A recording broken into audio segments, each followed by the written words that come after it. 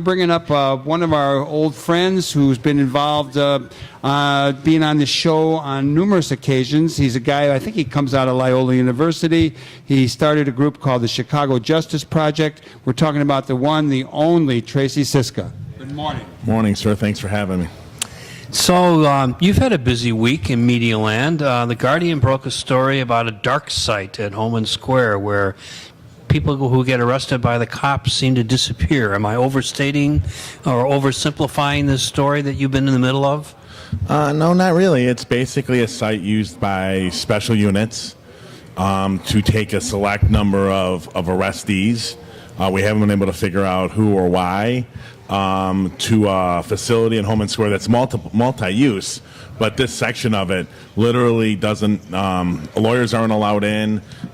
People that are arrested sit there for any number of hours without getting access to a phone call or a lawyer. Regardless if the lawyer shows up at the gate, they're just turned away.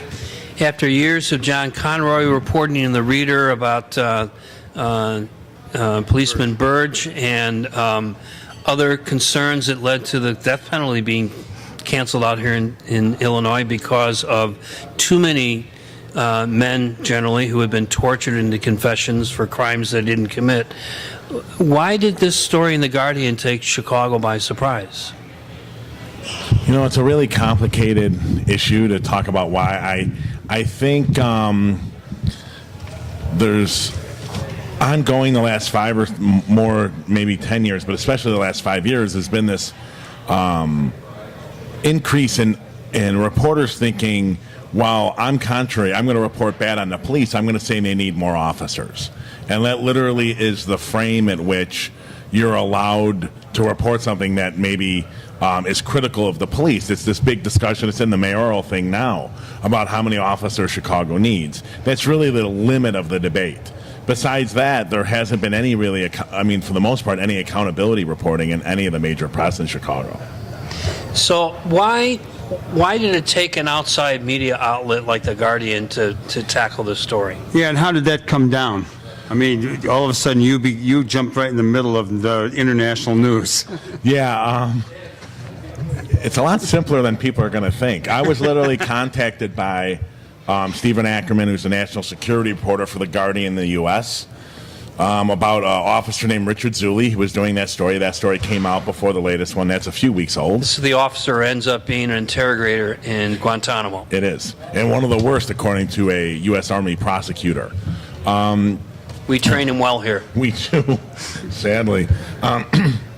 So we basically... Hey, we're the home of the School of the Americas, where we train torturers. Yes. So we just had coffee, and he asked me about anything else that was going on in Chicago that was, remotely, related to Zulli or bad policing tactics, abuse.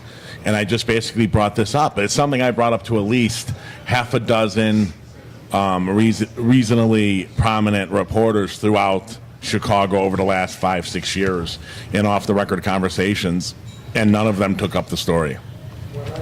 Everyone thinks this is a huge investigation. It must have taken him weeks. I really doubt that he was in Chicago for more than a couple of days doing this story. So it appears that he launched this particular story about the dark site around the detention, if I can call it that, of one of the NATO protesters who was later prosecuted, and maybe one other incident where someone who was being held for questioning died in the holding cell. Should we be making an international federal case over two examples, or are there more? Well, I think that's something that the Chicago press here latched onto, trying to prove that it wasn't a story because he just had two, as if they couldn't, instead of, well, let me back. That's what they tried to use against him. The rest of the national press jumped in and found more and more victims. The Chicago press dug their head in the sand and said it never happened. Siska's a liar. I lied in the Atlantic interview. I lied at The Guardian. It's all lies. It was pretty amazing to hear John Conroy on public radio, who had one of those pushback stories. I covered press conferences there, so it couldn't have been a dark site. But John talked about how much the Chicago media ignored his reporting for probably a decade. Yeah, and it's interesting. One of the things that John really brought up in that interview was that The day that Andrew Wilson was being tortured in Area 2 for killing the 2 Chicago police officers, there was media in Area 2 when the torture was going on. Area 2 being the Area Homan 2 Square headquarters, site. yeah. No, this is a different facility, site. okay? This is for Burge. This is one of the key aspects that people miss. The Chicago media was so offended and reactionary about getting scooped from someone out of town that they looked for anything they could lash themselves onto to say the story wasn't true. And that was one of the things. Well, I've been there. It couldn't possibly. I'm like, no. What you don't understand is you being there makes it even a better site to do it. Do you think that John Conroy coming out and talking about this and having a lot of credibility, having exposed the Burge tortures, did he give some impetus to the story being respected more? Did the Chicago reporters look at this and say, well, maybe there's something to it? Because Conroy did report, I think that there were at least 9 lawyers so far who've talked about lost clients and people they couldn't find. What's your take on that? My take is I certainly hope so. You haven't seen anything in the Trib and Sun-Times yet. It certainly seems like BEZ is moving into the direction that it has happened. Their original reporting on it wasn't phenomenal. They were interviewing people that had no idea it happened, but they weren't involved in it happening. So, of course, they're going to say they don't know. But over the last, maybe 72 hours, that has completely changed from BEZ. And I'm going on Monday to Chicago Tonight with Carol Maureen, basically on my op-ed in Cranes that ran this week about the questions that the Chicago press just refuses to answer, or ask, I should say. So if this becomes a bigger issue as this mayoral campaign continues, how would you advise Mayor Emanuel or Chuy Garcia to react to this dark hole on the west side of Chicago? That's a really good question. It's going to be hard for Rahm because he's already denied it. It's going to be hard for him not to come out as hypocritical. I don't think Chuy said much on it. No, he just put it off and said, the mayor needs to talk about this. Right. I think he's tried to push it on Emanuel. I think Chuy just needs to come out and say, listen, we need every facility to abide by the law. Everyone should be open. I think there's a high road to be taken by him on it. I don't think there's any road in Emanuel to be taken. And it's really, I didn't plan the timing out. I didn't know if Ackerman, like the other 6 reporters in Chicago that I told, were never going to cover the story. It just happened to pop at the time there was a runoff. It was just amazing timing for it all to happen. And you got to say that there's 5-6 weeks left of this election, and what they need is the black vote. So as Black Lives Matters continues to protest, having an answer for this is going to become more and more important. More for Rahm than Chuy, but for both. Well, let me ask you a personal question. Yes. What is it? How are you coping with a lot of attention? I know this is a kind of a switch, but I thought about it. I said, "Oh, there's Tracy. He's been diligently doing this great work. Talking about justice for people in the system." Dealing with predatory policing, which is a phenomenon around the country. And you, I know, have a fiancé. You are a young guy still. Are you enjoying this? Are you feeling challenged? Are you growing? Give me a little bit of hint about your inner workings here. Wow, it's been challenging. I got to say, there's been the demand nationally and internationally has been interesting. I was on the Glenn Beck show, so how many people get to say they were on the Glenn Beck show? How many people get to say... Our previous guest was Joe Osbaker was on Glenn Beck, too. Get to say that they actually had almost an agreeable moment with Glenn Beck. But I've been interviewed anywhere from Sputnik News in Russia to the Auckland Herald, The Intercept. I mean, I've been all over the place. So that was somewhat enjoyable, somewhat stressful. The reaction, the blowback here, trying to put up with the... rabid reaction from even reporters that I was, almost considered friends. And there's a lot of off the record stuff that can't be talked about here that's happened on the seedier side of journalism. And just, I want to get something out to your listeners. For everyone to know, most people don't know this. The first response was published by the Sun-Times, I believe. And in that response, the byline said Sun-Times staff. They quoted a press release. Yeah, they quoted a press release. There was no reporting that happened. Right, there wasn't a reporter's name on it. And Not even Frank Mann. Not even Frank Mann. And when it got some coverage internationally from like Intercept journalists and stuff, all on Twitter, all of a sudden Frank's main names appear, and you can't find that original article anywhere. That's gone. And I emailed Jim Kirk of the Sun-Times and said, what's going on with this? And he goes, you look at the link, it has Frank Main's name on it. I'm like, no, you're lying. And you didn't answer any of my questions. How did this press release get in the paper? Who wrote it? The little bit around it that wasn't written by the CPD. Who put up Sun-Times staff? Was it dropped in by an editor? You. And there's been radio silence since then. Well, we had a situation where the Sun-Times staff were, I think, supported Governor Quinn, and you had the owner, the publisher of the Sun-Times demand that, or actually, use his powers to come out for the governor. That would be Governor Rauner. So I'm just wondering, would you think the staff would be split? There are a couple of guys we like who've been on this show who write for the Reader, and they will be coming on the show this month. I wonder if they're involved, or if it's just a little more insight into how this works, and because we have a decimated journalistic force in the city. We like what's left, and we're hoping for the best for these guys and girls. But we're not sure where it's going. Well, let's say that when I refer to Sun-Times staff, it does not include the Reader guys. Now, to just talk about all of Chicago media in one blanket, we've heard off the record from a few good ones about the story and how good it was. But even the most mainstreamish, the most people think would be righteous behind the story journalists have come out vehemently in off-the-record conversations against it. I mean, people we would like have come out vehemently against it, either on social media or to me personally. It's a joke. It's horrible. It's disgusting, which is really interesting considering the rest of the world's media like it. There has always been a very competitive spirit amongst journalists in Chicago, but also a lot of hometown pride. And I remember for years before they became a property of the Sun-Times, the Reader, and I'll refer specifically to the John Conroy stuff or Bob Burge, was never picked up by the mainstream media here in Chicago. They tended to look at front-page Reader stories as lengthy, unedited feature pieces that they didn't have to pay attention to.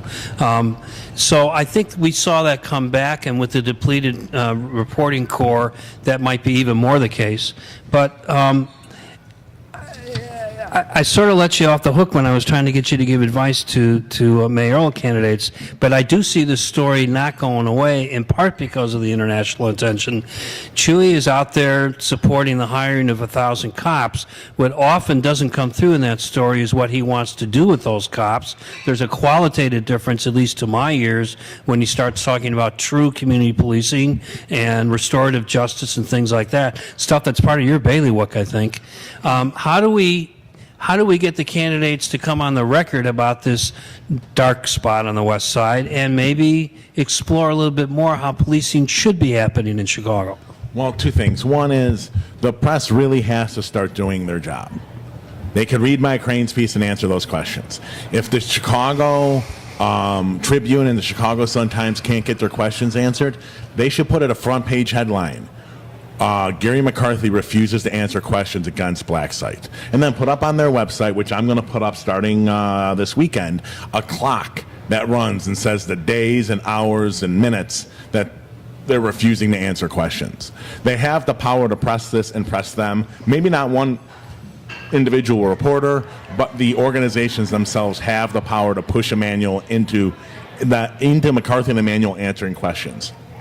I can imagine some listeners and certainly the public who paid attention to the story kind of going, well, it was just protesters. It's just as well they were off the street not causing trouble. How do we overcome the public's lack of attention to basic civil rights being violated? Well, I tell you, nothing has changed in Chicago in 100 years. People think we've progressed. We haven't. We've progressed only in the fact that the middle class and above get bothered by this less and less than they used to. Like back in the 20s, right? You had to have $20 bill or $10 bill or whatever behind your license on Lakeshore Drive when you got pulled over. I got off for $5 one Right, time. right. And that was everyone, regardless of your race or class. That was everyone had to do it. What has changed now is the rich don't have to do that, right? Now, and John Conroy's got a great phrase that everyone in the media ignores, and it's this phrase about the torturable class, which is a class of people that most of society won't care about what happens to.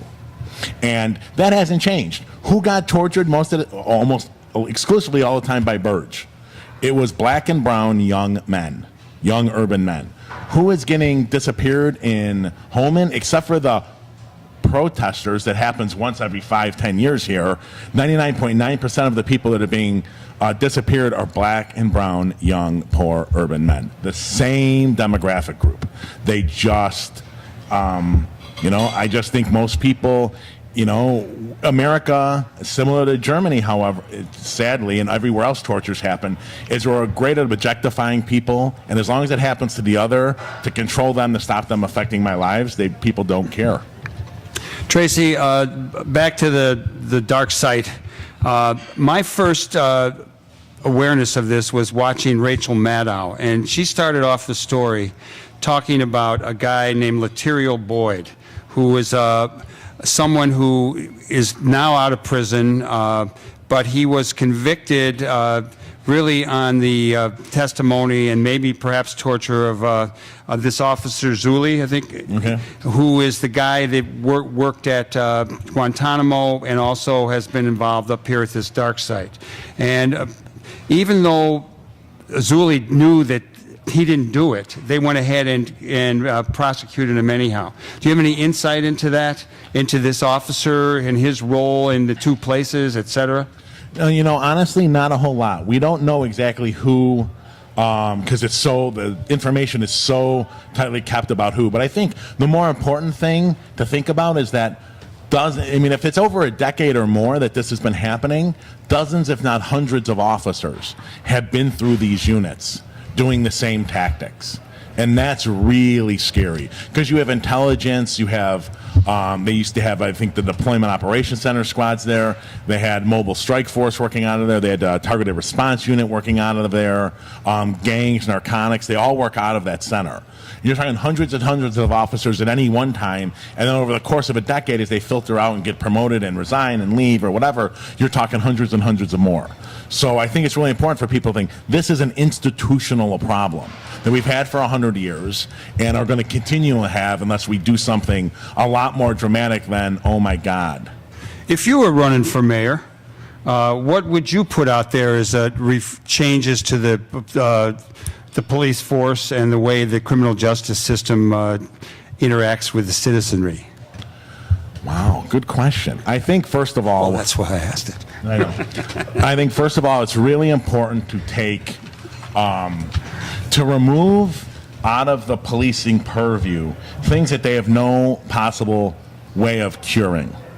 They get all kinds of calls that stem from social issues that they can't help. So if there's a domestic call and they go to it, and you need probably officers who are trained to resist violence and handle violence to show up because they can be really violent situations. They should show up, but right behind them should be a social worker. So if it's a domestic violence, should be a domestic violence advocate that goes in with them or right after the initial response. And it's the same thing with all the problems with children. There's all kinds of social issues that police have to show up to, and then if it's not handled right, ends up escalating into violence, right? And police are not very good at being de-escalators. Especially in urban centers, you see that in the Ferguson issue, the thing in New York, Cleveland. You can see all these shootings, officer shootings. They're all about the cops failing to de-escalate situations and handle them appropriately. We need to take a lot of that out of them. We also need to, I am in line with Rahm's desire to some degree lower the manpower numbers of the police department.